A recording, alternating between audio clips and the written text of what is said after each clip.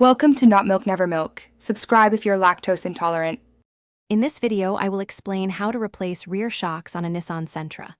Before starting, gather all your tools, including a reliable jack and sturdy jack stands. Safety is paramount, so ensure your vehicle is securely supported on a level surface. Always wear safety glasses and gloves to protect yourself during the process.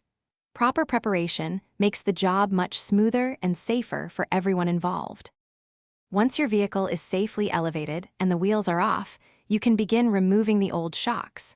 First, locate the upper shock mount, often accessible from inside the trunk or under the vehicle. Carefully unbolt the upper fastener, then move to the lower mounting bolt.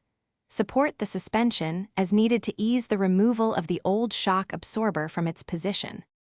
Now it's time to install your new shocks. Carefully guide the new shock into place, aligning the upper and lower mounting points. Start by hand-threading the bolts to ensure they are not cross-threaded. Once both bolts are in, tighten them to the manufacturer's specifications. Double-check that all components are properly seated and aligned for optimal performance and safety. With the new shocks installed, reattach the rear wheels and tighten the lug nuts to the recommended torque. Carefully lower your vehicle to the ground. Perform a final inspection, ensuring all bolts are tight and nothing is loose. Take your Nissan Sentra for a short test drive to confirm the new shocks are functioning correctly and providing a smooth, stable ride.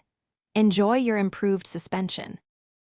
Thanks for watching. If this was helpful, leave a like and consider subscribing. See you next time.